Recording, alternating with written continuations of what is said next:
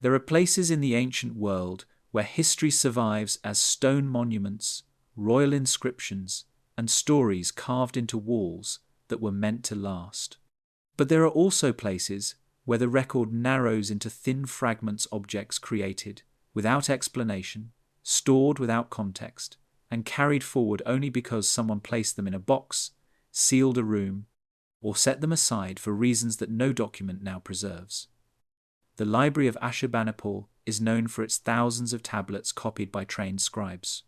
Yet within its remains lies a small group of fragments that do not behave like the rest. Their clay does not match local soil.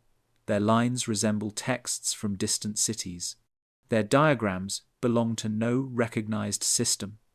Scholars have tried to classify them for more than a century, but every attempt ends in the same quiet uncertainty. This is the story of the archive that does not fit, the room of unopened dust. The first hint that something unusual lay beneath the Library of Ashurbanipal did not appear in any official report. It surfaced instead in a private letter written by Austin Henry Layard on the 4th of November, 1853. The letter described a sealed subchamber lined with clay and bitumen, hidden behind a wall of hardened mud brick. Layard noted that the workers refused to break through it, telling him the room had been closed for the spirits older than kings.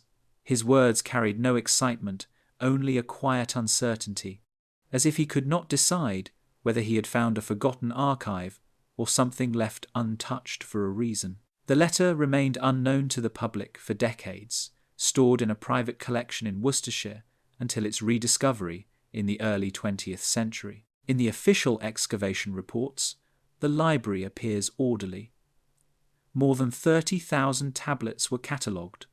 Many were pulled from upper rooms, where fires had shattered shelves during the fall of Nineveh in 612 BCE. Others came from the palace's north wing. Only a few were said to originate from deeper floors. Those deeper levels received little attention in the published documents. A short paragraph from Layard's 1853 report mentioned a narrow corridor, mostly empty, its walls darkened by heat. No illustrations accompanied the description, and no further comments were added. Later excavations, led by Hormuz Rassam in the 1872, attempted to locate that same corridor. His notes show that he searched for the entrance Layard mentioned, but found nothing matching the earlier description. Earth had shifted, floors had collapsed, and entire sections of the mound had changed shape. Rassam believed that Layard might have misidentified the room, but the British Museum's early inventories tell a different story. 11 tablets carry a strange catalogue code N49S, a label not used for any other group from Nineveh. These tablets are small, no more than 8 centimeters tall. Their edges are unusually sharp, suggesting they were cut with precision. 2 tablets show pale wedge marks, as though the clay had been inscribed before it fully dried. One tablet, now known as N49S3, is the most puzzling. It reads in clear Akkadian, copied from the tablets of the Watchers. The line is formatted like a citation, as if the scribe referred to a source older than the library itself. In Mesopotamian texts, Watchers sometimes refers to protective divine beings, but the phrasing on this tablet resembles none of the typical religious references. It reads more like an acknowledgement of an earlier archive. A French scholar, Émile Barre, added another piece to the puzzle in 1922. In his field journal, dated May 14, he wrote about a locked drawer in the British Museum containing tablets moved from their first labels. He described 2 pieces bearing astronomical diagrams that did not match the known star positions recorded by Babylonian scribes of the first millennium BCE. Barre died the following year, and his notes were later dismissed as mistaken impressions from an overcrowded archive. Still, his description led researchers to re-examine the N49S group. One fragment does include a star chart resembling Orion, but the orientation aligns more closely with the constellation's position around 10,000 BCE. The idea was proposed in a 1978 article by David Marcus titled "A Misaligned Orion in the Nineveh Tablets." Marcus suggested it might be a ritual depiction, though he admitted that no known ritual required such a configuration. Another tablet contains a line written in Sumerian: "When the deep city closed, a new house of memory rose in the north." The phrase "deep city" appears only once elsewhere, in a damaged hymn from the old Babylonian period stored in Istanbul. That hymn describes a city beneath the fields, where tablets speak without scribes. Scholars usually treat the phrase as poetic, but the Nineveh fragment treats it as a reference point, suggesting the scribe believed the deep city existed in some historical sense. Some specialists have proposed that it might refer to Eridu, one of the earliest urban settlements. Others believe it pointed to an older myth that survived within the scribal schools. In 1956, a British museum curator named Harold Rhodes noticed something unusual about the N49S fragments. Their clay showed a grey tone associated with low oxygen firing environments, unlike the reddish-brown colour typical of Assyrian palace tablets. Rhodes wrote an internal memo suggesting the tablets might have been sealed away from open air for centuries. The memo, dated March 9th, did not lead to further study. At the time, the museum focused on reorganizing the visible parts of its collection. Many items were moved into storage without updated documentation, and the N49S tablets were placed into a drawer labeled "Misc Fragments Unclassified." The deeper mystery came from a photograph found in an old catalogue binder. It showed a tablet sealed within clay bearing a three-spoked mark not associated with any known Assyrian seal. The fragment has since gone missing. The pencil note beside the photograph reads 49, raising the possibility that it belonged to the same group. A separate field report written by Rassam in 1879 mentioned a tablet sealed in clay, untouched, though no details were provided. Later, researchers speculated that this missing piece might be linked to Layard's sealed chamber. Attempts to trace the origin of the N49S tablets faced challenges. In the 20th century, earthquakes altered the terrain around Nineveh. A flood in 1967 removed layers of soil from the lower mound. When a joint Iraqi-British team visited in 1990, portions of the earlier trenches had collapsed. Without clear markers or diagrams, the team concluded that the lower corridors described by Layard were likely inaccessible. A breakthrough came in 2011 during a multispectral imaging project that scanned several smaller fragments. 3 N49S tablets were included. Under ultraviolet light, faint vertical guidelines appeared on the back of one piece. These marks were used in scribal schools to maintain line spacing. Their presence suggests the tablet was produced during the reign of Ashurbanipal. Yet the front of the fragment includes an inscription formatted in a style associated with texts from 1,000 years earlier. The mixture of eras led Jonathan Reed to propose that the tablet may be a copy of an older source kept apart from the main library. In 2019, an archivist found an old wooden tag marked Lower North Passage, unsorted. The tag had no associated crate, but the handwriting resembled that of a museum assistant from the 1882. A separate note, stored in the same cabinet, spoke of the lower room where dust clung like ash, an echo of Layard's earlier words. These fragments of documentation do not provide proof of a forgotten archive, but they show that early staff recognized areas of the excavation that did not match the standard descriptions. The N49S tablets remain small pieces of a larger and still unmapped landscape beneath ancient Nineveh. Their sharp edges, unusual firing tones, mixed scripts, and persistent references to older records suggest they may have belonged to a separate set of texts, one stored apart from the well-known library above. No one knows whether they were copied from a deeper archive, a sealed chamber, or a tradition preserved only by a few scribes. The letters, memos, and fragments left behind form a thin trail, quiet and incomplete, pointing towards something that may once have existed behind a wall of hardened clay. The scribe who wrote before history. The scribes of ancient Nineveh rarely appear in the records they created. Their work fills shelves, yet their lives remain hidden behind clay and symbols. The tablets marked N49S, with their unusual strokes and mixed scripts, have led many researchers to ask a quiet question. Who wrote them? The marks suggest a hand trained in a manner that does not match the known palace schools of the 7th century BCE. They point toward a scribal line that preserved older habits long after those methods vanished from common practice. Scribal training in Nineveh followed a predictable structure. Students learned the wedge signs, repeated vocabulary lists, copied short narratives, and memorized hymns.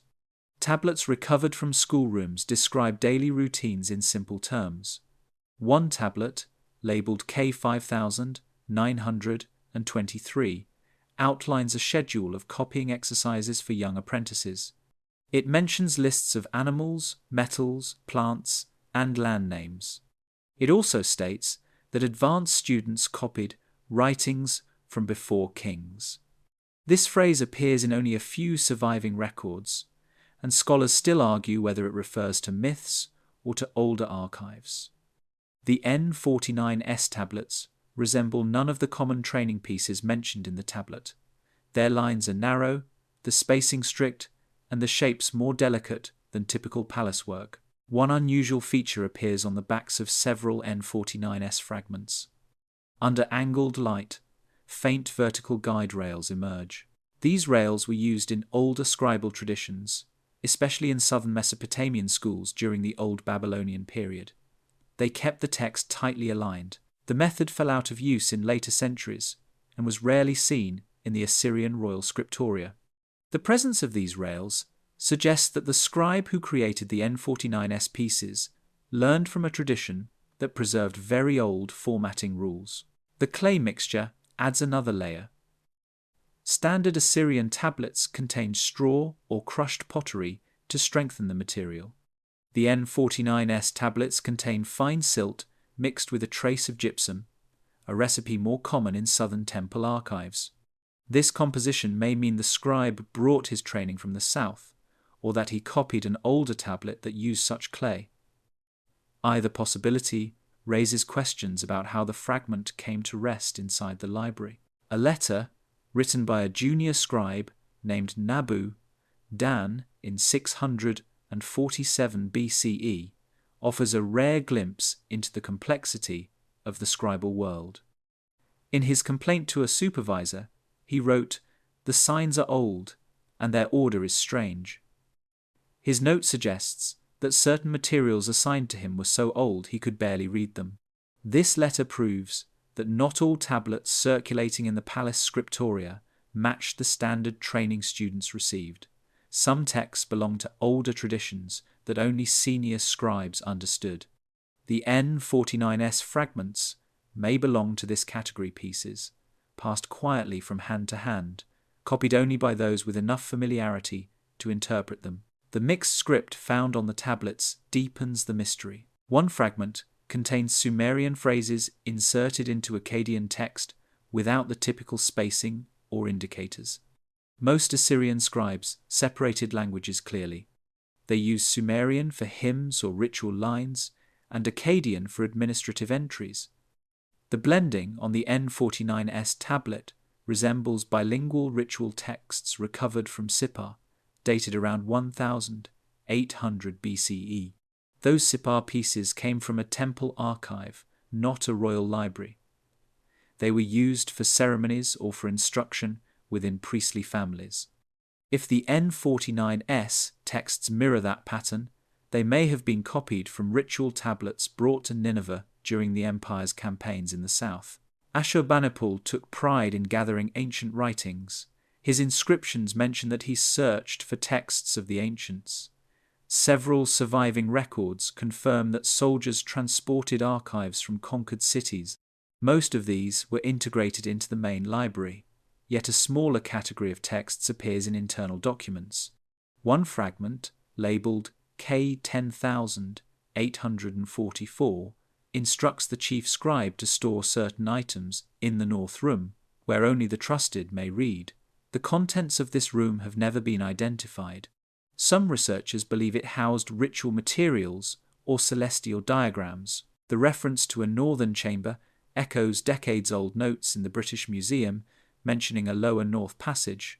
Though no physical connection has been proven, a different clue comes from a Sumerian list in Istanbul, catalogued as IM 41,324. It records lineages of scribes from the Old Babylonian era. The list ends with the line, "Those who keep the invisible lines." Specialists interpret this as a metaphor for teachers who preserved forgotten scripts. The vertical rails on the N49S tablets resemble the format associated with these older groups.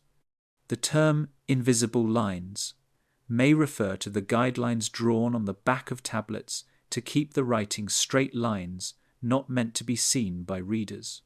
If the N49S scribe belonged to a tradition that kept such practices alive, he may have viewed his work as part of a chain reaching far beyond the royal court. Another detail stands out in one fragment, the use of a citation phrase. On N49S3, the scribe wrote, "Copied from the tablets of the Watchers." This wording appears nowhere else in the Nineveh collection. It resembles citation structures found in far older tablets that acknowledged lost sources. Some scholars suggest that Watchers referred to a group of scribes responsible for guarding certain texts. Others connect the term to mythic beings mentioned in older Akkadian literature. The ambiguity has made the line one of the most debated in the collection. The remains of scribal rooms uncovered near the library show that work involved repetition more than creativity. Scribes copied tablets word for word, stroke for stroke. Through this repetition, they preserved knowledge across centuries. If the N49S tablets represent a specialized tradition, the work would have required even more precision. The narrow spacing, delicate wedges, and mixture of old signs suggest a scribe who worked slowly, perhaps under instruction, copying from a source that was already ancient. No surviving document names such a scribe. The N49S pieces carry no signature. They offer no date.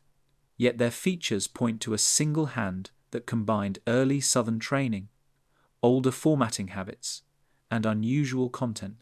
This hand worked quietly within a library that valued preservation over innovation, rewriting what had already been rewritten many times. The traces left on the clay hint at a craftsman who learned in a school that did not follow the common curriculum, a scribe who kept older methods alive in a world that had moved beyond them, a scribe whose work did not match his time, yet was preserved within a collection built to guard the memory of civilizations. The inkless maps of clay. When researchers first examined the tablets marked N49S, they expected administrative records or short ritual lines. Instead, several pieces revealed diagram-like impressions, shallow marks that did not resemble writing. These impressions, shaped with blunt tools rather than styluses, gave the appearance of maps. Yet no ink or pigment had ever touched them. They formed patterns that were neither geographic nor artistic. They seemed instead to represent arrangements of points, lines, and curves pressed directly into the clay before it hardened. Because the tablets belonged to an archive built centuries after earlier Mesopotamian mapping traditions, the diagrams did not match any known style. Their purpose remains unresolved. One of the fragments contains 3 carefully spaced depressions aligned diagonally across its surface. When viewed under angled light, the depressions appear to connect faintly through a thin, incised line. David Marcus, in his 1978 article, A Misaligned Orion in the Nineveh Tablets, proposed that the pattern resembled the belt of Orion. His argument stemmed from the relative spacing, which matched the constellation's alignment around 10,000 BCE rather than its first millennium BCE form. Most scholars dismissed the suggestion as coincidence, noting that simple geometric arrangements could resemble many things. Yet, the tablet's unusual formatting invited further study. Unlike standard astronomical tablets, which used clear cuneiform signs to name stars, the N49S diagram relied solely on shallow impressions. A different fragment shows a circular outline etched with surprising neatness. Inside the circle lie 4 short lines arranged symmetrically. The lines do not correspond to any known Mesopotamian symbols. A few researchers have pointed out the similarity between this pattern and early compasses found in archaeological contexts outside Mesopotamia. But such tools emerged much later in history. Others suggest that the circle represents a simplified star group or a ritual boundary used in divination. A tablet from Sippar refers to circles drawn for the sky, though its description is vague and no surviving examples match the N49S outline. The clay composition of the diagram tablets further complicates interpretation. They share the same fine silt and gypsum mixture noted in the previous chapter, a mixture rarely used for everyday writings. The smooth surface allowed for soft impressions that did not crack when dried. This indicates that the tablets were prepared specifically for diagrams rather than text. In the palace scriptoria, scribes typically reused broken pieces of clay for exercises. The preparation of these smooth, thin tablets suggests a deliberate purpose. One observation appears repeatedly in 19th century field notes. Layard and his assistants described finding tablets without writing in deeper layers of the site. Many of these were discarded or left uncollected because they lacked inscriptions. It is possible that some diagram tablets were overlooked during the first excavations. The N49S pieces may represent a small surviving portion of a larger group that has since disappeared. Another fragment contains faint scratches running vertically along its left edge. Under magnification, the scratches reveal a pattern of 3 parallel lines interrupted in regular intervals. The interruptions resemble marks used in early mathematical tablets as spacing indicators. A few Assyriologists have proposed that the fragment may have served as a measuring device or a guide for positioning other tablets. However, the scratches do not match known measurement systems. They are too shallow to indicate numbers and do not follow the base 6-0 orientation typical of Mesopotamian mathematics. One of the most puzzling diagrams appears on a tablet broken diagonally across its center. The surviving portion shows small indentations arranged in a curved cluster. When plotted on a grid, the cluster loosely resembles a star chart, but the cluster lacks orientation marks and contains more points than typical Assyrian charts. Curved groupings appear in omen texts that describe wonders in the sky, yet those texts always include explanatory wedges naming the stars. The silence of the N49S diagrams makes interpretation difficult. A curator's memo from 1956, written by Harold Rhodes, began a quiet line of inquiry. Rhodes noted that the diagram tablets appeared not fired in the usual manner, suggesting they were dried slowly in a sealed space. This would explain the pale grey appearance and the uniformity of the impressions. If the tablets were stored in an enclosed chamber, the controlled environment could have preserved shallow markings typically lost to erosion. This theory aligns with Layard's letter describing a sealed room blocked by hardened mud brick. In such an environment, even the faintest diagrams would remain intact. A note written by Émile Bas in 1922 mentioned astronomical tables of unknown order, found in a locked drawer in the British Museum. He claimed the diagrams showed star positions inconsistent with the sky of Babylon. Barr's notes are difficult to verify, and the drawer he described has not been identified.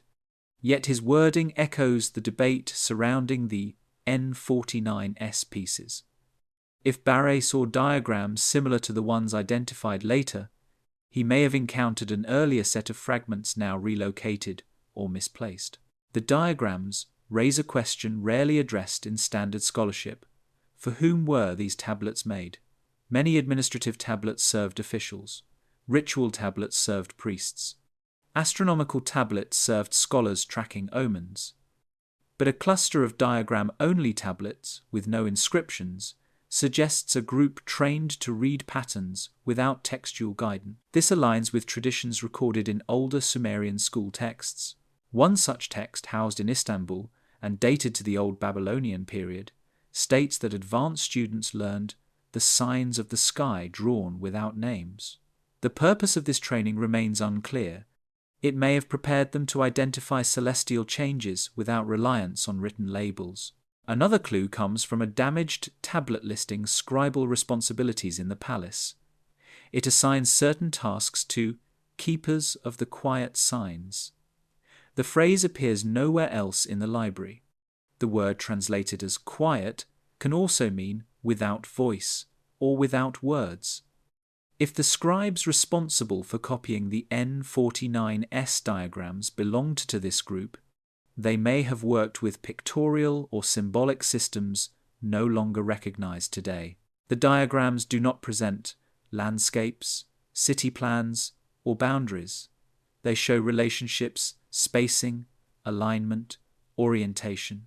They suggest that whoever made them was not recording the physical world, but the structure of something less tangible. Whether this structure came from sky observations, ritual practice, or older traditions remains unknown. In the absence of ink, numbers, or names, the diagrams reveal only their form. The patterns endure without explanation, the purpose buried under centuries of silence. The clay holds impressions made by hands trained in ways modern scholars cannot fully reconstruct. The inkless maps remain among the quietest artifacts in the Nineveh collection. They do not claim knowledge. They do not announce meaning. They exist as the faint memory of a system that no longer speaks, preserved only because the clay that carried them survived. The chamber sealed in mud brick. The first mention of the sealed room appears in a private letter dated the 4th of November 1853. Austen Henry Layard described a narrow staircase leading downward, ending at a wall made of compacted mud brick. The wall, he wrote, was hard as stone and colder than the evening air. His workers refused to strike it with their tools. They said the place had been closed long before kings took their thrones. Layard did not insist. He recorded the details quietly and moved on to the upper rooms where most tablets were found.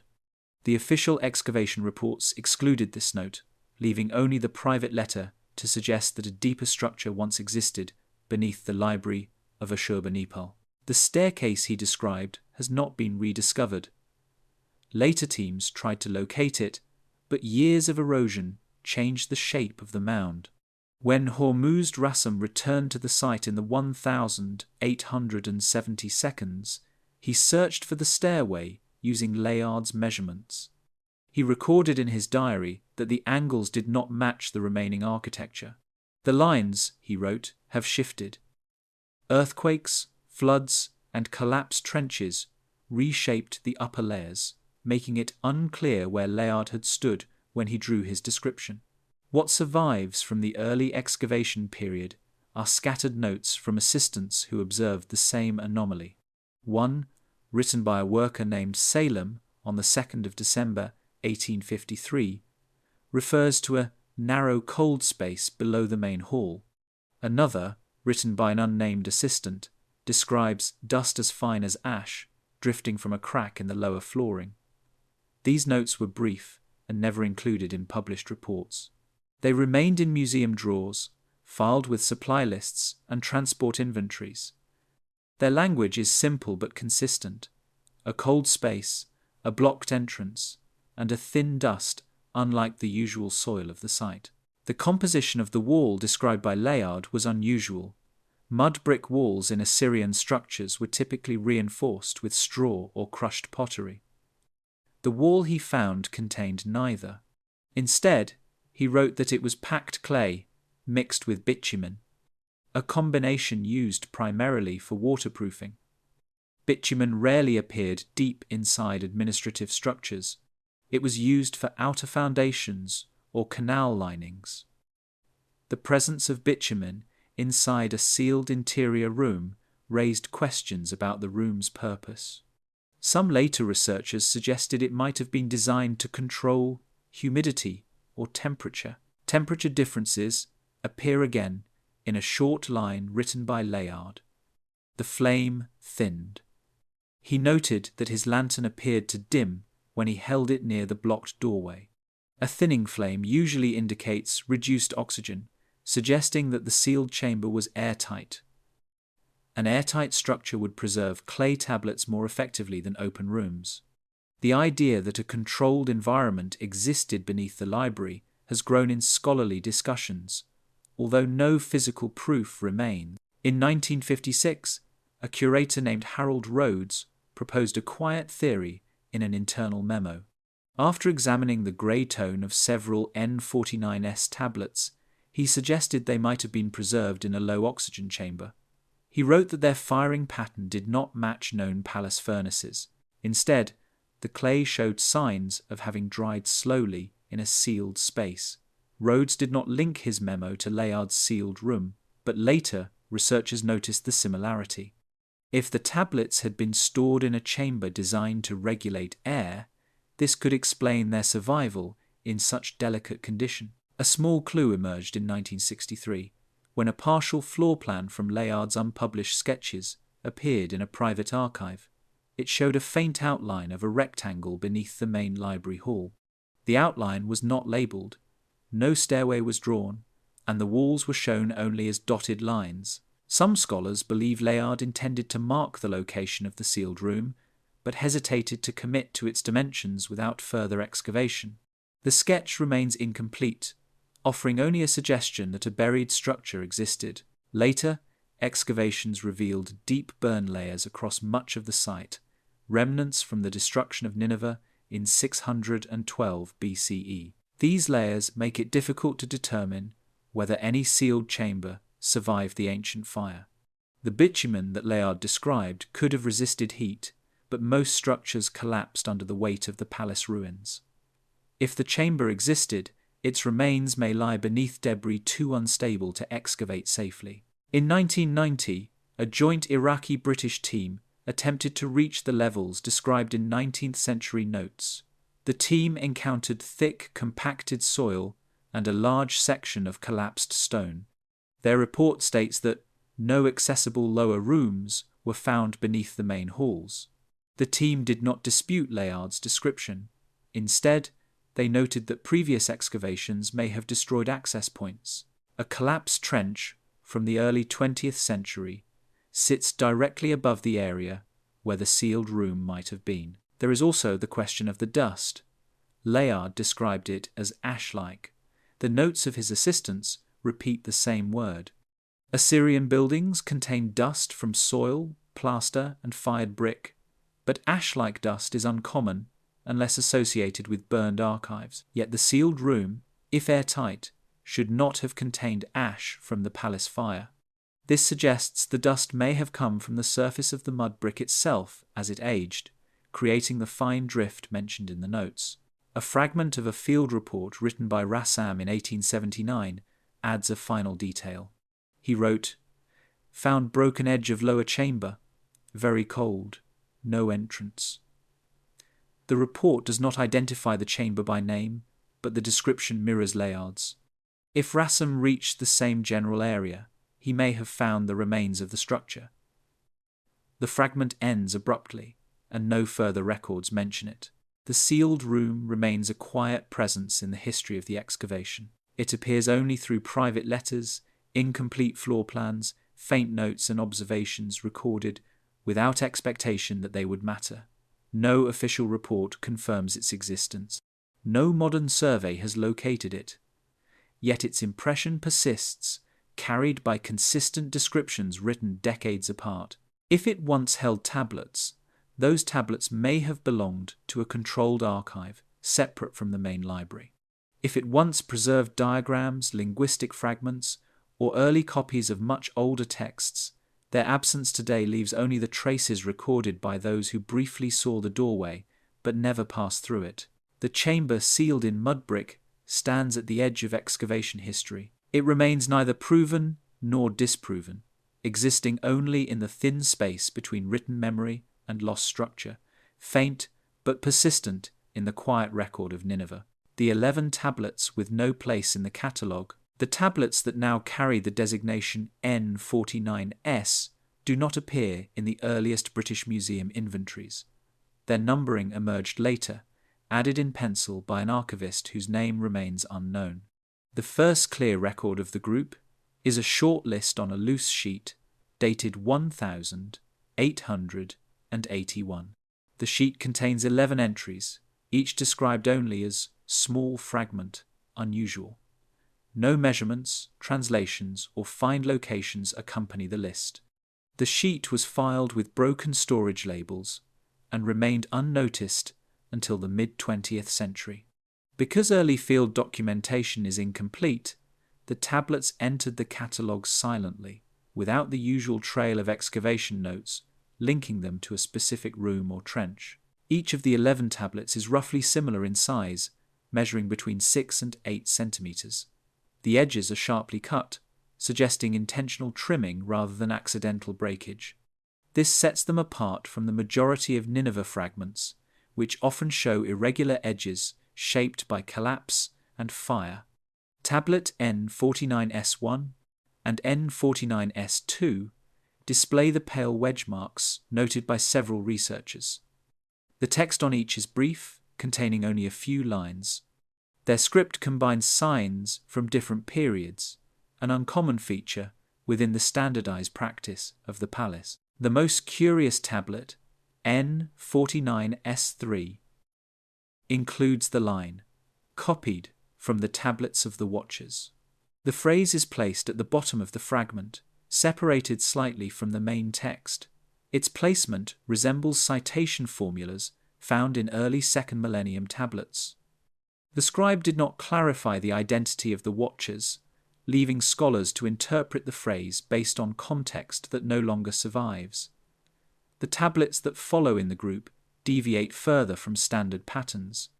N49S4 contains an unfinished diagram, while N49S5 shows a partial sequence of signs written in a narrow hand. None bear the names of scribes, officials, or owners. A line in the 1881 list states, "found separately." This single remark has prompted continued debate. The phrase could mean that the tablets were discovered far apart during excavation. It could also suggest that the group was assembled later from unrelated finds. Because the list predates formal numbering systems, the meaning remains uncertain. What complicates the matter further is that the clay composition of all 11 tablets is nearly identical. Their surfaces carry the same pale grey tone, the same fine silt texture, and the same trace of gypsum. In the vast Nineveh collection, few fragments share this uniform composition. In 1956, Harold Rhodes noted that the firing pattern of the N49S pieces was consistent with slow drying in low oxygen conditions. Rhodes suggested they may have been stored in a controlled environment. His memo, concise and technical, did not speculate on the tablet's origins. Yet the uniform firing pattern supports the idea that the tablets were created in the same workshop or confined space. The similarity is difficult to explain if the fragments came from scattered locations across the excavation site. A small but significant detail appears in a forgotten catalogue card from the early 20th century. The card, found tucked inside an old binder, lists 3 fragments with the note, "Lower North Area, no shelf." The handwriting matches that of a museum assistant active in the 1890 seconds. While the card does not mention the N49S code, the measurements match 3 tablets in the group. If these fragments did originate from the lower north section of the palace, their find spot aligns with references to the sealed chamber and the lower north passage noted in later archives. The question of why the tablets were never fully catalogued has no straightforward answer. The British Museum received thousands of fragments during the early expeditions. Many arrived with minimal documentation. Some were labelled hastily, others were stored in drawers without translation. A portion of the tablets came from rubble that included both palace and non-palace debris. The N49S group may have been placed aside because they did not fit established categories, neither administrative, nor literary, nor astronomical in the usual sense. A brief mention in Emil Barr's notes from 1922 further complicates the story. He described seeing tablets removed from their first labels in a restricted drawer. He claimed 2 bore astronomical diagrams that did not correspond to the first millennium BCE sky. If his description refers to tablets now labelled N49S, they may have been separated from their original context earlier than previously thought. Barr's notes do not include drawings, leaving only his impressions as evidence. Another clue comes from an unpublished list compiled by the museum in 1931. The list groups several fragments under the heading Miscellaneous Uncertain Origin. Among them appear measurements matching 4 49S pieces. The list suggests that at least some tablets were recognized as unusual early on, yet the lack of dating, location, and translation left them in a category with little immediate research priority. Tablet N49S7 stands out for its shallow impressions, arranged in a curved cluster. When plotted on a grid, the indentations form a pattern not typical of Mesopotamian star charts. The cluster contains more points than normally used in known celestial omens. Without explanatory text, the purpose remains unclear. Some scholars suggest the cluster may represent a field of objects rather than specific stars. Others propose that the diagram reflects ritual spacing or symbolic alignment rather than astronomical observation. N49S9 contains a line written in Sumerian, although the library belonged to the Assyrian period. The line reads, "When the deep city closed, a new house of memory rose in the north." This unusual phrasing resembles a line from an old Babylonian hymn found in Istanbul. The hymn describes a city beneath the fields. The echo of this phrase in the N49S fragment suggests that the tablet may preserve a version of an older text or a commentary on it. Scribes in Nineveh often copied ancient material, but mixing Sumerian with later Assyrian formatting is uncommon. The final 2 tablets in the group, N49S10 and N49S11, differ from the rest. They contain no clear signs or diagrams. Instead, each bears a pattern of gentle horizontal strokes. These strokes may be accidental, the result of smoothing clay. Yet under magnification, the strokes show deliberate spacing. They could represent guidelines used before writing, or they could be remnants of an erased text. Some early scribal schools practiced scraping away mistakes before the tablet dried. If these tablets held text once, the erasure removed nearly all traces. The N49S group remains difficult to place within the history of Nineveh. Their consistent clay, unusual formatting, and lack of clear excavation context separate them from the main collection. Whether they formed a small archive, a teaching set, or a series of copies taken from a lost source is unknown. What survives are 11 fragments that do not match their surroundings clay pieces that appear together in composition and form, yet arrived in the catalogue with no explanation. They remain small, quiet artifacts, their origin unclear, their purpose unrecorded, and their place in the library still without a definitive answer. The missing 12th fragment, the first suggestion that the N49S group once contained more than 11 tablets appears in a brief note written in faded pencil. The note sits on the bottom corner of an undated catalogue sheet, reading only, possibly 12 inches set. No author signed it, no context surrounds it. The sheet lists the familiar 11 fragments, but leaves room beneath the last entry, as if an additional line were expected but never filled. Later, archivists tried to identify the original writer from the handwriting, comparing it to dozens of labels and storage cards from the late 19th and early 20th centuries. The effort produced no clear match. The note remains anonymous, its meaning uncertain, yet it has persisted as a quiet question in Nineveh's archival history. Was there a 12th fragment? A second hint came from a photograph found in a binder that predates the formal N49S numbering. The photograph shows a tablet sealed in clay, its surface unbroken, its edges intact. Written in pencil beside the image is the number 49, though the image predates the suffix system. The tablet itself was never matched to any surviving artifact. Some researchers believe it may represent the lost 12th piece. Others argue it might have belonged to a different group entirely.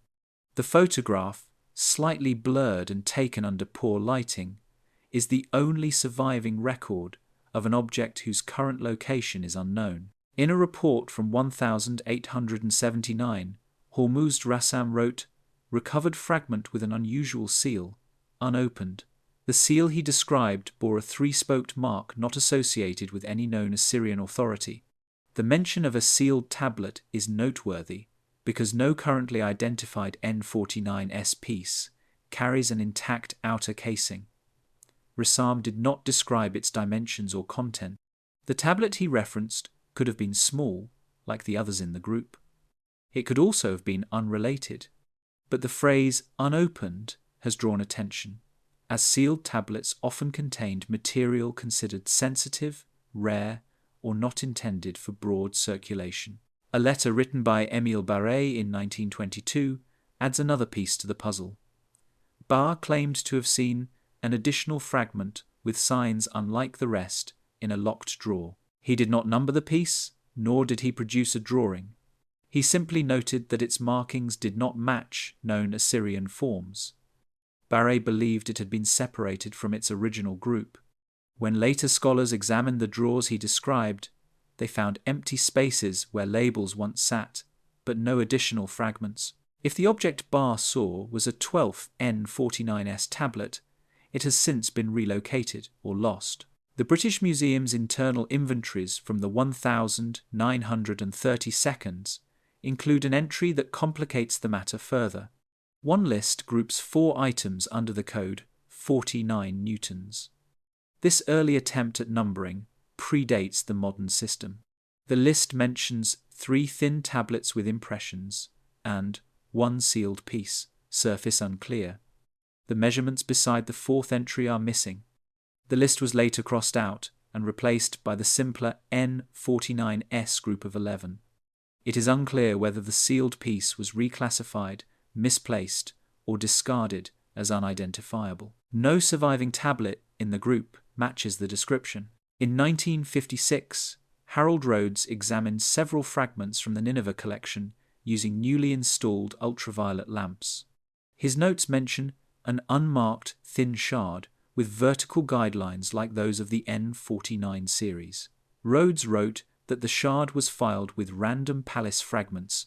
He intended to compare its clay composition with the N49S tablets, but his memo ends without a conclusion. The shard was not labelled, and its present location remains unknown. If it belonged to the N49S group, it may have been the missing 12th piece. Another small clue appears in a packing list from 1854. The list details crates sent from Mosul to London. One line reads, 12 small fragments of unusual type. When the crates were opened in London, only 11 such pieces were recorded. This discrepancy is not unique. Several shipments from early excavations arrived with missing items. Fragments were fragile, easily lost, and often unnumbered. But the number 12 appears twice in early documentation, which has led some researchers to propose that the initial group indeed contained 12 tablets. The idea of a matching set gains strength from the tablets' physical similarities. All 11 N49S pieces share nearly identical dimensions, clay composition, and surface smoothness.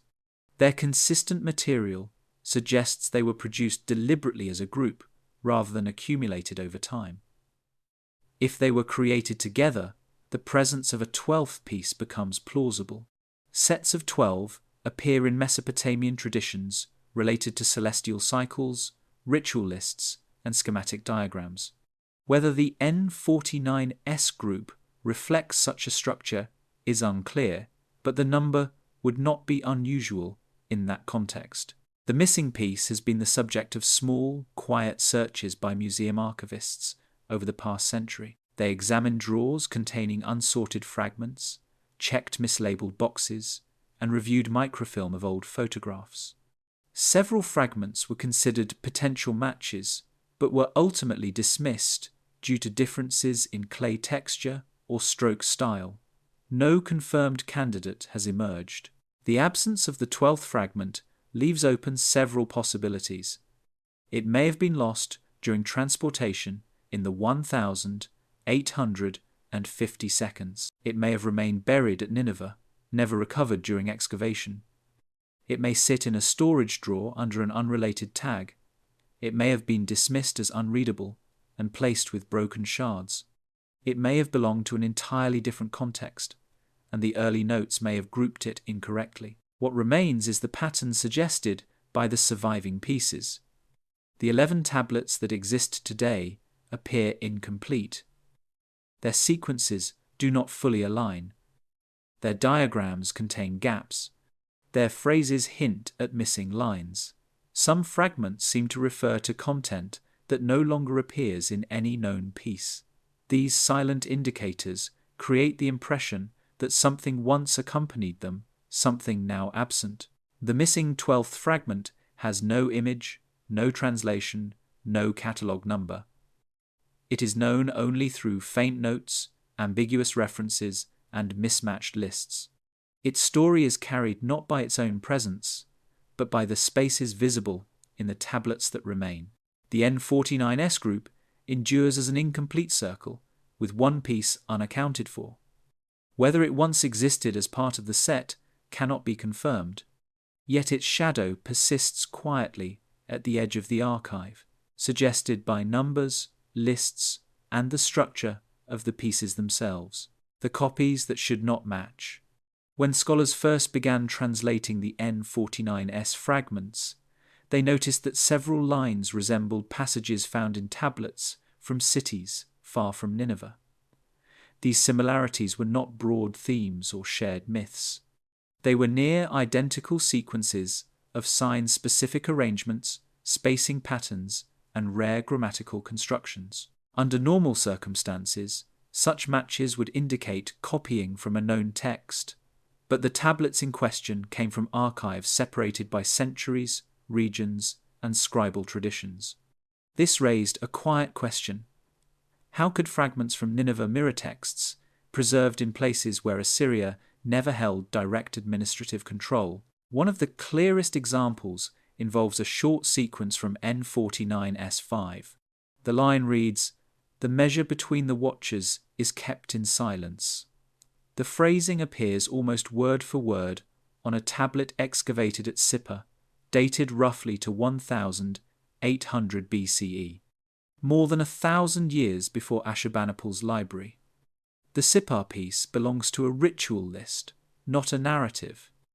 The Nineveh fragment appears on a tablet containing diagrammatic impressions. The two contexts differ completely. Yet the line structure, the order of the signs, the choice of determinatives, even the length of the spacing matches, in a way that suggests direct copying. Scholars typically explain such parallels by pointing to scribal transmission. Texts travelled across Mesopotamia for centuries. A scribe in one city could copy from a tablet brought from another. But transmission leaves traces. Over long periods, scribal schools introduced small variations. Signs evolved. Syntax shifted. The match between N49S5 and the Sipar tablet contains none of these expected differences. If one text truly descended from the other, more than a millennium of linguistic drift should have altered at least one of the lines. Another match appears between N49S4 and a damaged tablet from Mari. The Mari tablet, dated to the early 2nd millennium BCE, contains a list of symbolic markers used in ritual landscapes. The Nineveh fragment contains faint indentations that resemble a piece of that list. Both use 3 shallow impressions arranged vertically, separated by small horizontal strokes. The strokes differ slightly in depth, yet their spacing is consistent. Scholars who examined the 2 fragments noted that the strokes did not correspond to known measurement units or divinatory notation. The similarity between the 2 pieces is striking precisely because the signs have no widely recognized meaning. N49S3 contains a line that parallels a fragment from Nippur. The watchers guard the place where the deep once opened. The Nippur piece belongs to a Sumerian hymn. The Nineveh piece appears in Akkadian. The line structures follow the same pattern, though the Nineveh version uses later signs. The structure, however, matches perfectly. A conditional clause, followed by a locative phrase ending in a directional marker seldom used in Assyrian texts. The directional marker appears far more commonly in early southern writing. These parallels would normally fit within the broad currents of Mesopotamian textual transmission, but the unusual combination of features in the N49S tablets complicates the explanation. Tablets copied in the 7th century BCE typically show updates in spelling and format. Older forms were rarely retained unless the text was explicitly marked as archaic. But the N49S tablets contain no signs indicating archaism. They present themselves as ordinary working pieces, yet their lines preserve formats expected only in much earlier eras. A small note written by Harold Rhodes in 1958 suggests that the scribe who created the N49S pieces may have worked from a master tablet far older than the library itself. Rhodes proposed that the scribe may have copied directly from an imported tablet that preserved early forms. This hypothesis raises another question. Where would such a tablet have been stored? The main library contained many older works, but they were typically recopied into contemporary forms. Tablets kept in original archaic format were stored separately, sometimes in temple archives or sealed boxes. A document from the reign of Esarhaddon references such materials. It instructs scribes to preserve writings of the old cities in a room designated for memory, not for record. The purpose of these writings remains obscure. They may have been kept as teaching models or ritual objects. The phrase old cities usually refers to southern Mesopotamian centers, Sippar, Nippur, If a master tablet containing early forms arrived in Nineveh as part of Ashurbanipal's collecting efforts, it may have served as the source for some N49S lines. A more puzzling problem arises with the diagrams that match earlier materials. Tablet N49S7 contains a curved cluster of indentations that closely resembles a fragment from Lhasa. The Lhasa fragment belongs to a set of early star group schematics. These schematics predate the standardized star lists that dominated the 1st millennium BCE. Their purpose remains uncertain. They may represent early forms of celestial mapping unrelated to later omen texts. The Nineveh version is smaller and more precise, yet the indentation count matches the Lhasa group. The presence of this diagram in the N49S set suggests that the scribe had access to a source containing such early schematics material not commonly preserved outside temple archives. Another parallel involves the faint vertical guide rails on several N49S tablets. Such rails, existed in early scribal schools, but disappeared from common practice long before the library's construction. A few old Babylonian tablets from Ur contain nearly identical rails. Their presence in the N49S group suggests that the scribe copied not only the content but also the layout of much older tablets. A quiet entry in the British Museum's 1931 list adds one more clue. It mentions 3 fragments from old source. Signs retain early spacing. The list does not specify which fragments these were, but the handwriting matches that of archivists who handled the N49S pieces. The phrase old source appears without explanation. Archivists rarely use the term unless they believed the original master tablet was significantly older than its copies. Some scholars argue that the matches could result from intentional archaism, a stylistic choice by the scribe to emulate earlier forms. But archaism usually reveals itself through deliberate exaggeration of old signs, not through perfect structural replication. The N49S lines show no exaggeration. They reproduce early forms with an accuracy difficult to achieve without direct reference. The similarities between the N49S tablets and older texts continue to prompt careful study. Their lines appear as if preserved from a tradition that bypassed the incremental changes of the intervening centuries. They present themselves not as modernized copies, but as near replicas of far older works. Whether the scribe copied directly from ancient sources or belonged to a lineage that preserved early forms across generations remains uncertain. What is clear is that the N49S tablets do not align with the typical flows of Assyrian textual transmission. Their matches lie quietly across ancient cities, in fragments separated by time and geography. The lines they share form a faint network, a map of connections not recorded in official histories, but preserved in strokes pressed into clay. The clay that does not belong to Nineveh, the tablets labelled N49S, share a similarity that does not appear in most other fragments from the Library of Ashurbanipal. Their clay has a pale grey tone, smooth texture, and a fine grain that differs from the typical reddish or brownish clay used in Assyrian palace tablets. When the fragments were first examined in the late 19th century, this difference was noted but not investigated.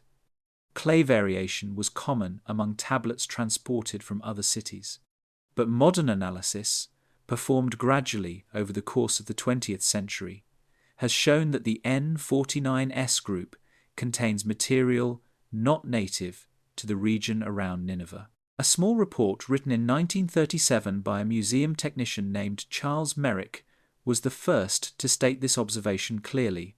He wrote, "The surface is uniform and carries no grit typical of local clay." Merrick compared the fragments with pieces from known palace rooms. The difference was evident to the eye alone. Yet the museum did not conduct chemical testing at the time, and the observation remained a curiosity filed away with conservation notes. In 1956, Harold Rhodes revisited the N49S group with more advanced tools. His ultraviolet examination revealed a subtle brightness in the clay, not present in other Nineveh tablets. Rhodes then performed a rudimentary chemical scrape analysis. He noted a trace of gypsum, a mineral not usually found in clay deposits around Mosul. He wrote in his memo, "This composition resembles samples taken from southern archives." Rhodes did not specify which archives, but later researchers linked the composition to clay used in cities such as Ur, Larsa, and Nippur. A detailed comparison, completed in the 1970 seconds, strengthened this connection. A study of clay isotopes from major Mesopotamian sites revealed unique regional signatures. Nineveh's clay carries a distinctive iron-rich coloration. Southern sites show finer particles and lighter tones. The N49S fragments matched the southern signature more closely than the northern one.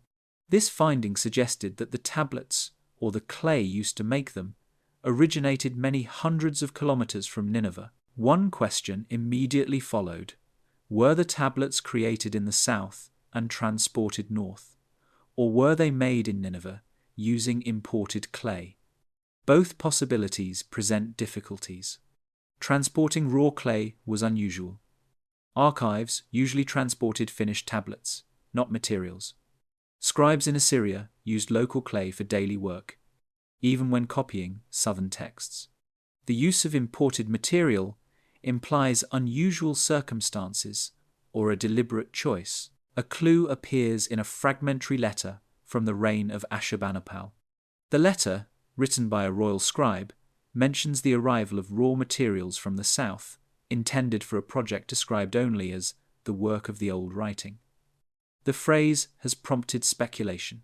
Some historians interpret it as a reference to copying rare texts. Others believe it refers to restoring damaged tablets. The letter does not clarify what old writing means, nor does it specify the type of material transported. But the phrasing suggests that clay or other supplies may have been shipped to Nineveh for specialized work. Another possibility comes from temple practices in earlier periods. Some southern temple schools used clay of specific composition for ritual tablets. These tablets were sometimes sealed, buried, or placed in restricted rooms. If a ritual tradition continued in isolated pockets into the Assyrian era, the use of southern clay may have signaled the continuation of that tradition. The N49S tablets, with their unusual diagrams and mixed scripts, fit this pattern more comfortably than standard administrative texts. A rarely cited field report from 1878 describes a layer of debris near the lower northern area, where several smooth, pale fragments were found. The report, written by an assistant working with Rassam, notes that these fragments differed from the surrounding material. The assistant speculated that they might have belonged to an archive relocated from another city. His suggestion was never followed up, and the fragments he described were not catalogued separately. Some scholars believe they may have been early recoveries of what later became the N49S group. The clay's composition raises another issue: humidity resistance. The fine-grained clay with gypsum content dries slowly and retains impressions more clearly than local Nineveh clay. This makes it ideal for tablets containing diagrams or fine strokes. If the N49S pieces were intended for precise copying of older material, the choice of such clay may have been intentional. It would allow shallow markings like those found on several tablets to survive without cracking. A British Museum note from 1904 refers to southern pieces mixed by error with palace fragments. The note does not specify which pieces, but the timing suggests that the N49S tablets may have been grouped with them. The mixing of items from different origins occurred frequently in the early decades of the museum's Near Eastern collection. Crates arrived with minimal labeling, and items were often sorted by size rather than provenance. If the clay of the N49S group did not resemble Nineveh material, the tablets may have been placed aside for later clarification that never came. Further complexity arises from the firing pattern. The N49S pieces show signs of low oxygen drying, which is uncommon in Nineveh's production contexts. This pattern is more typical of sealed chambers or storage boxes used in older temple environments. A sealed space would create the controlled conditions that produce pale, fine textured tablets. If the N49S tablets were made in Nineveh using imported clay, they must have been dried in a controlled room. If they were made in the south and transported north, they may have been preserved in such rooms before being moved. The absence of soot or fire damage on the N49S pieces is also notable. Many tablets from the main library bear darkened edges from the destruction of Nineveh. The N49S fragments do not. Their surfaces remain clean, as though they were stored separately, away from the fire's path. This strengthens the idea that they came from a sealed structure or a protected box that avoided the heat that reached the upper rooms. A final clue appears in an internal museum note written in 1979. The note states, "Check southern comparison for N49S before final classification." The comparison was planned but never completed. The tablets remain classified under Nineveh regardless of their origins. Their place in the archive was determined by their discovery context, not their material composition. The clay of the N49S group stands as one of the few physical markers that can be measured directly. It presents a quiet contradiction: tablets found in Nineveh made from clay that seems not to belong to Nineveh. Their origin remains uncertain, suspended between southern workshops, northern scriptoria, and possibly a sealed chamber where controlled conditions preserve their pale tone. The scholars who tried to classify the unclassifiable, from the moment the N49S tablets entered the British Museum's collection, they resisted attempts at classification. Their size, clay, script, and diagrams placed them outside every established category. Over more than a century, curators, translators, and visiting scholars tried to fit the group into known archives. Each attempt produced notes, memos, or partial reports, but none settled the matter. The tablets always returned to the same drawer, marked only as unclassified.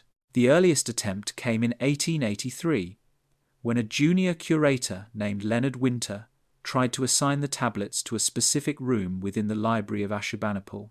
Winter compared their dimensions to fragments found in the upper hall and discovered no similarity. He then compared their clay to pieces recovered from the Northwest Palace. Again, he found no match. In his short report, he wrote, "These pieces correspond to no set recognized at present." His report ended with a recommendation to revisit the material when more is understood. No further action followed. In the early 20th century, a more systematic effort was made. Between 1907 and 1911, the museum conducted a major reorganization of its cuneiform collection. Pieces were grouped by type, administrative, literary, lexical, astronomical, medical, and ritual. During this process, the N49S tablets were examined by 3 specialists. The first categorized them as ritual, citing the presence of diagrams. The second argued they contained astronomical traces. The third insisted they were scribal practice exercises. Because no consensus emerged, the tablets were removed from all 3 lists. The reorganization notes record only set N49, S does not fit. In 1922, the French scholar Émile Barre visited the collection to review astronomical fragments. His journal mentions a group of small pieces resisting categorization. He remarked that their diagrams were neither astronomical nor geographical. Barre was struck by their quiet nature. He wrote that they seemed withdrawn, though he did not define the term. His comments offered no clear classification, but demonstrated how unusual the tablets appeared even to a scholar familiar with obscure materials. Later attempts focused on the script rather than the content. In 1934, Assyriologist Miriam Clark examined the wedge shapes on several N49S tablets. She noted the presence of early sign forms alongside later ones. In her draft paper, she wrote, "This combination is not accidental. It suggests deliberate retention of archaic forms." She proposed placing the tablets in a category labeled archaizing copies, but when she compared the fragments to known archaizing texts from Babylon and Ur, the patterns did not align. The archaic signs on the N49S pieces did not match deliberate imitation. They appeared natural, as though copied directly from older sources. Clark withdrew her proposal and made no final classification. In the 1950 seconds, attention shifted to the diagrams. A small team studied tablet N49S7 with its curved arrangement of indentations. They compared it to omen tablets, boundary stones, and celestial lists. Each comparison produced partial matches, but no complete alignment. One researcher suggested that the diagram may represent a ritual field, a concept found in texts from Lhasa. Another argued it might depict a star group predating standardized constellations. A third proposed that it was simply decorative. Because none of the explanations satisfied the group, the team left the classification blank. Harold Rhodes, who examined the tablets extensively in the 1,950 seconds and 1,960 seconds, attempted an organizational solution rather than a textual one. He proposed creating a new category for tablets of unknown purpose. His suggestion never moved beyond internal notes. Museum administrators preferred to maintain established categories rather than create new ones for a handful of anomalous items. Rhodes's memo, dated the 12th of March 1964, ends with the line, "Leave these aside until broader context appears." In 1977, a graduate student named Jonathan Reed reviewed tablet N49S3 while preparing a catalogue of unusual citation formulas. He noted the phrase "copied from the tablets of the Watchers" and placed the fragment temporarily in a group labelled "possible quotations."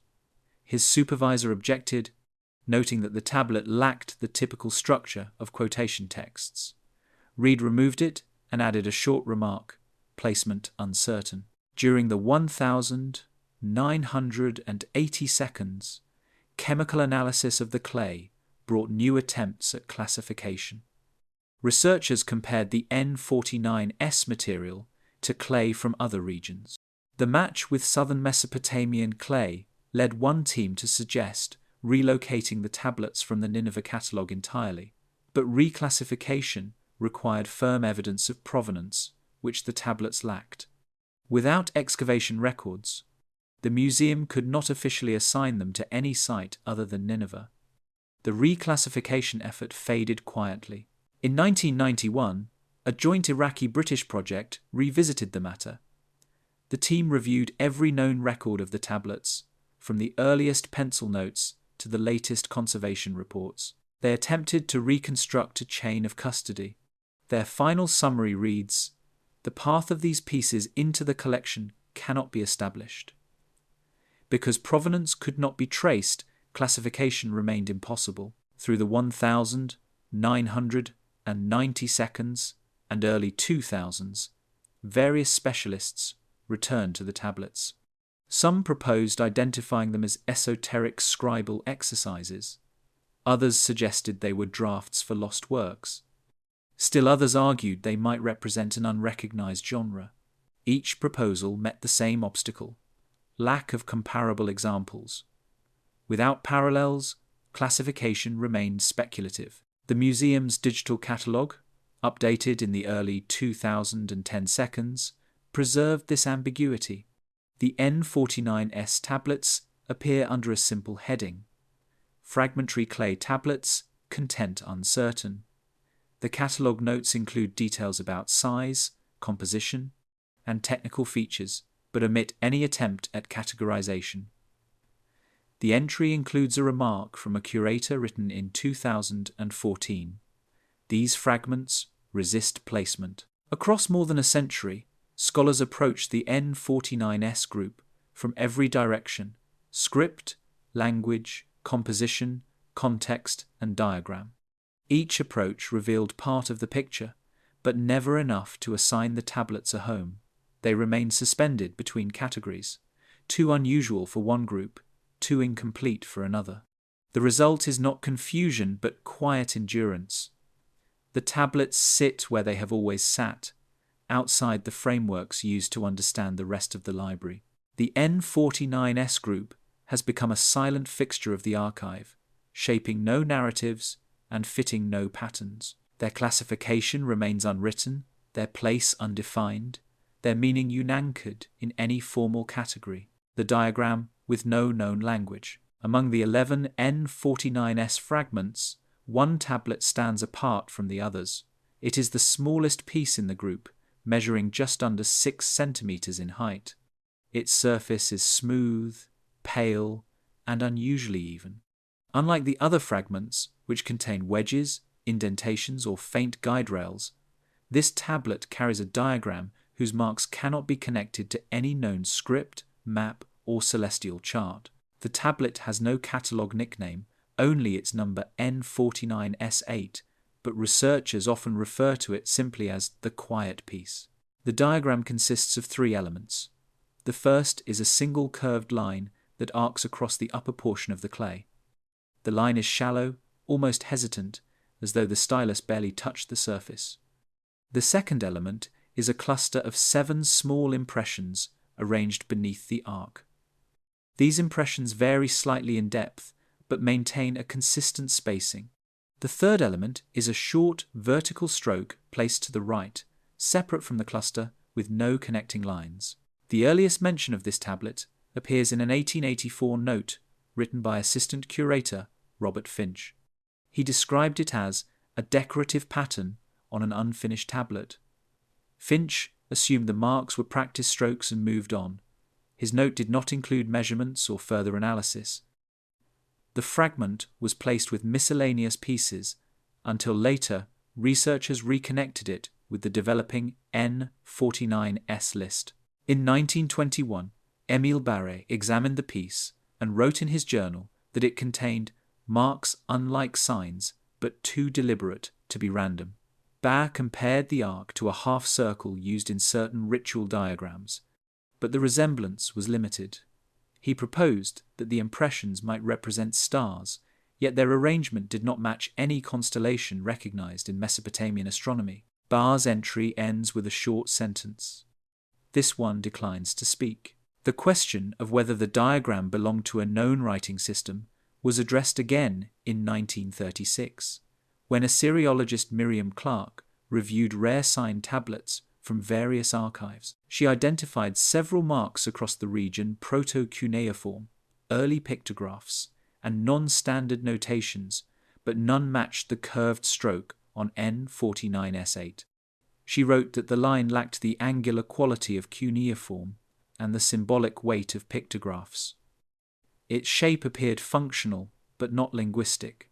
During the 1,950 seconds, a small team undertook a focused analysis of the diagram. Their observations were precise but inconclusive. They determined that the arc was drawn using a blunt-tipped tool, not the wedged stylus used for writing. The impressions beneath the arc were made with the tip of a stylus, but applied without rotation, giving them a soft, rounded appearance rather than the sharp edges typical of signs. The vertical stroke was made with a lighter pressure than the others, suggesting either a different hand movement or a different phase of completion. Harold Rhodes, who played a significant role in examining the N49S group, believed the diagram may not have been intended as writing or representation. In a memo from 1961, he wrote, "The marks appear to be relational rather than textual." He suggested the arc might indicate a boundary, and the impressions might represent points within that boundary. However, he noted that similar relational diagrams existed in divinatory contexts, but always accompanied by explanatory text. The absence of text on N49S8 made such an interpretation incomplete. A different approach emerged in the 1,970 seconds, when researchers began comparing the diagram to schematic marks found on tablets from early temple schools. These schools sometimes used abstract arrangements to teach counting, distribution, or symbolic placement. Yet the shapes on N49S8 do not correspond to any known schematic from those archives. The 7 impressions beneath the arc do not match the typical counting systems. The vertical stroke does not appear positioned for measuring or ordering. In 1994, a digital imaging project scanned the tablet using multispectral light. The scans revealed no hidden lines beneath the surface. They did, however, show extremely faint smoothing marks near the left edge, as though the scribe had erased earlier attempts. These erased marks offer no clear shape, but suggest the diagram was the result of multiple passes. The scribe did not create it casually. The marks were placed, erased, and placed again.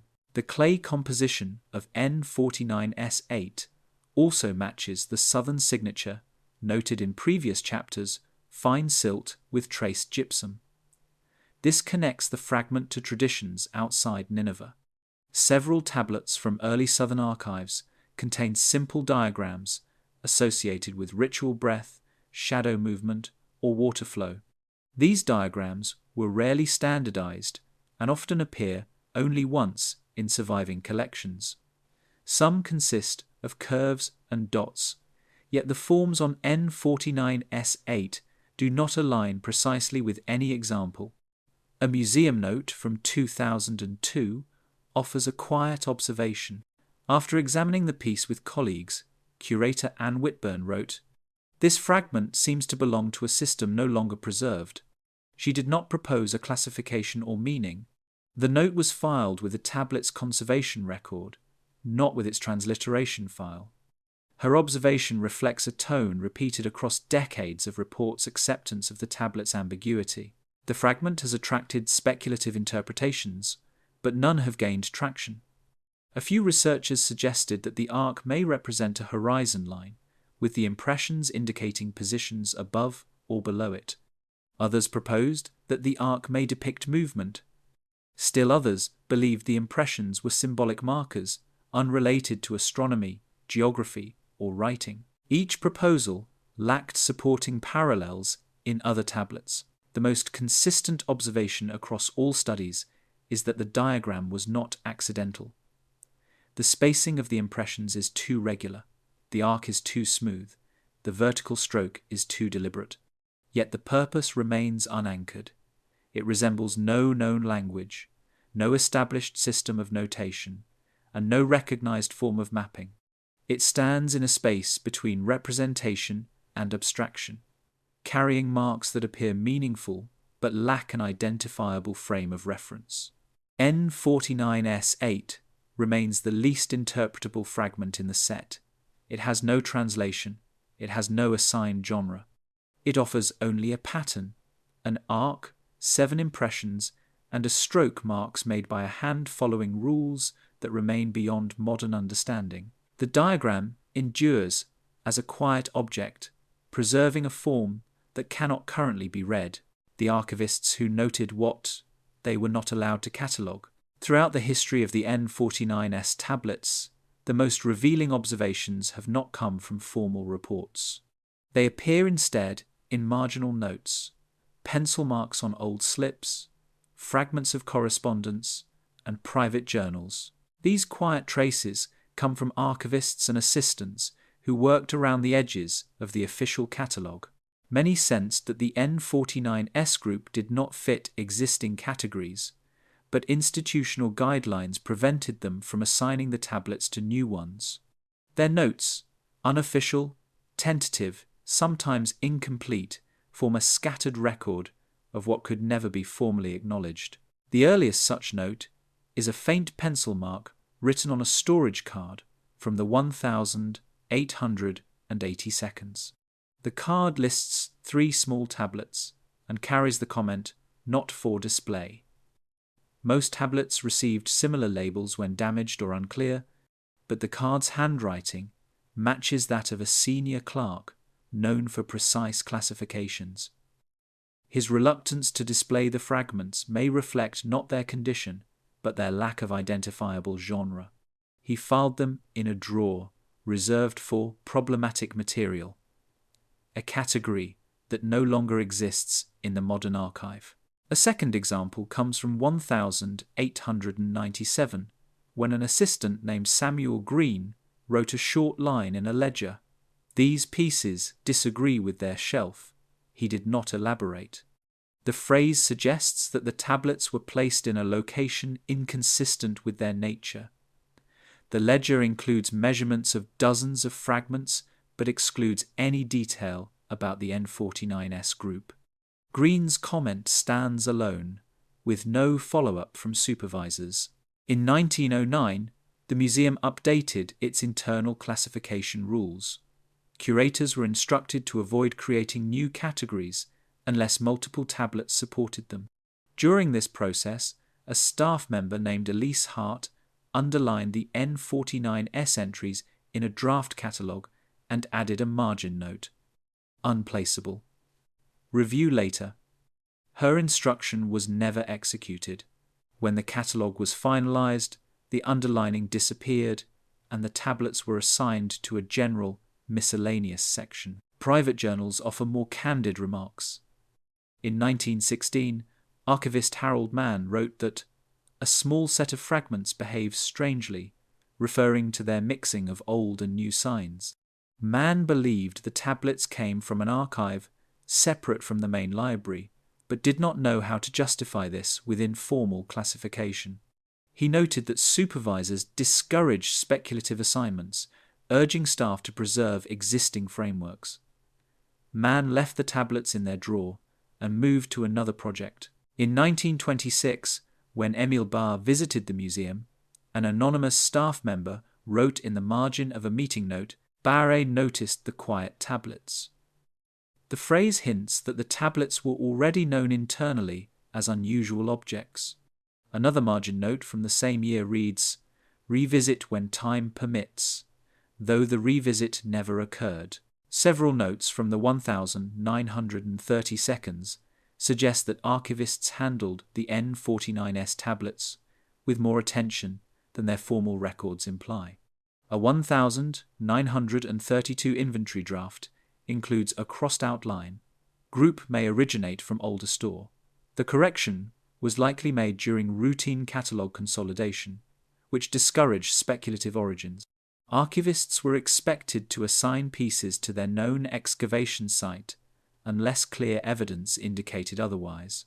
In 1938, curator Miriam Clark wrote 3 letters discussing early sign forms.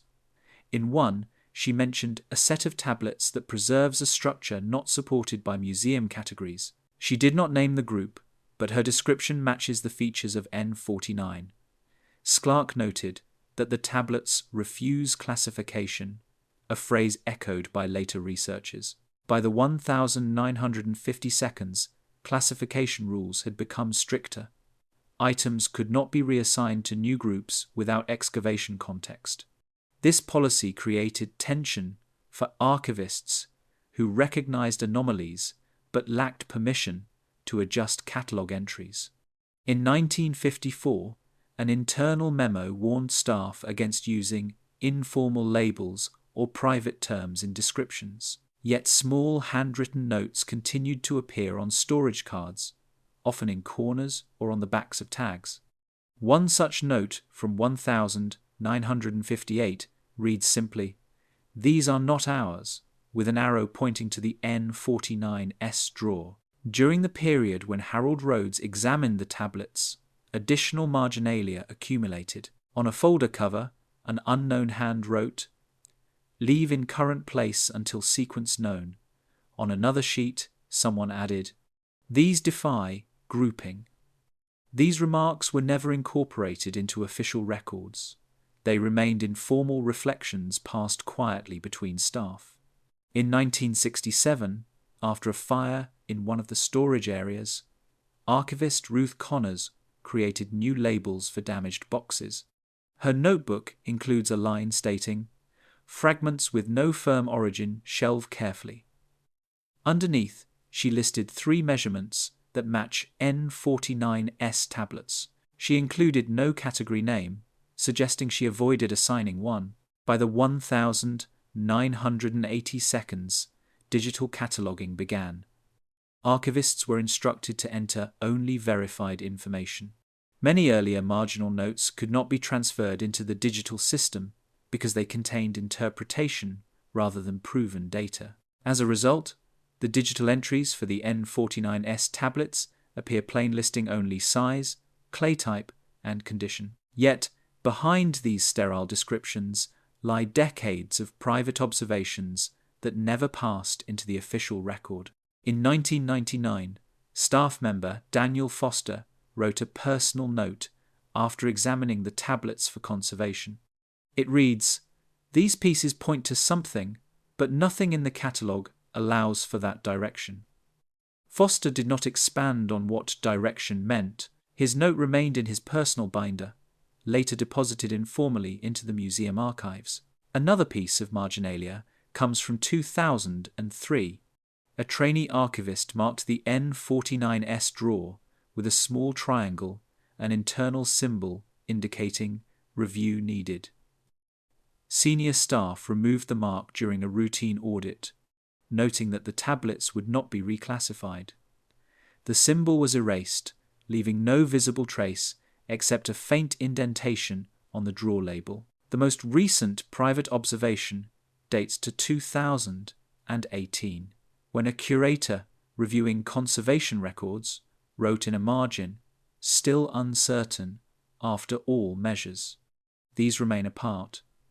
The remark reflects a continuity of internal acknowledgement, an awareness that the tablets do not fit existing categories, yet cannot be excluded from the Nineveh archive.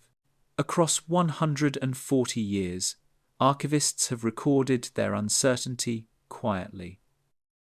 None of their notes became part of the official catalogue. The N49S tablets were preserved, handled, and measured, but never formally explained. Their ambiguity persisted not because scholars ignored it, but because institutional structures left no space to classify what did not align with known forms. The result is a body of marginal writing, a shadow archive holding observations that could not be filed, conclusions that could not be drawn, and patterns that could not be assigned a home.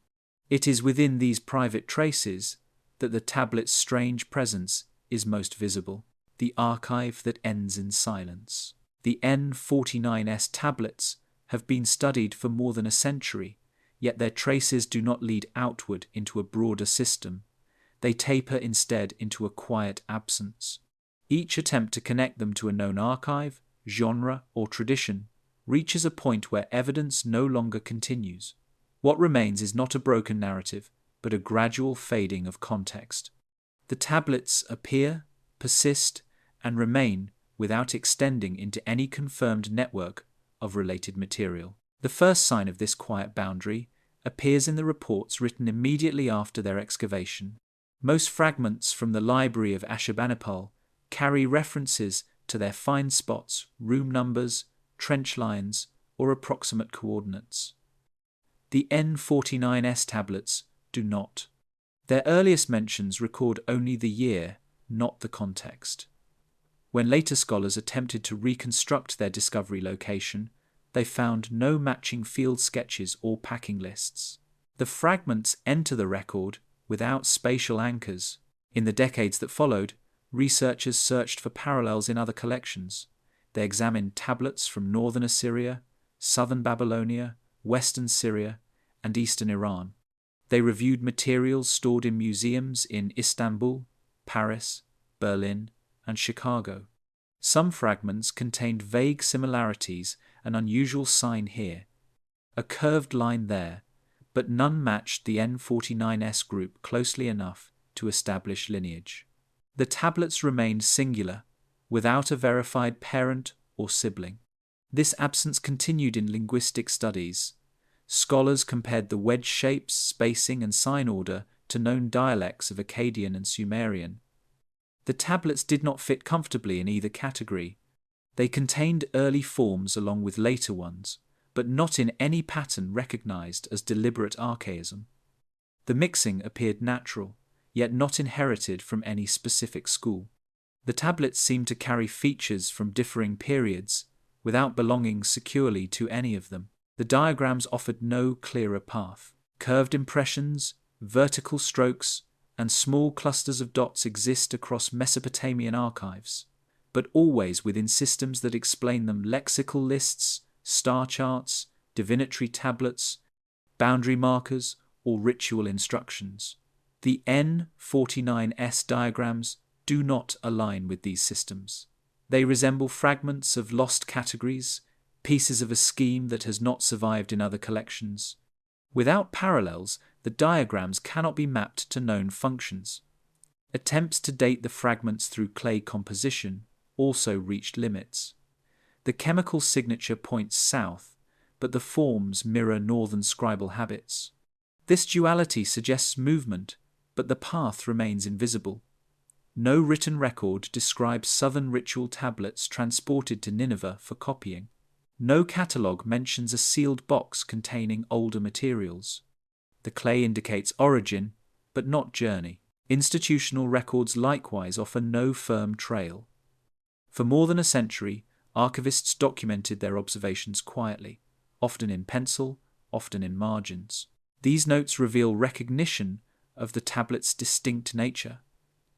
But they do not extend the tablet's history. They record uncertainty without resolving it. The archival traces end in the same silence, found in the tablets themselves, neither confirming nor denying connections that might once have existed.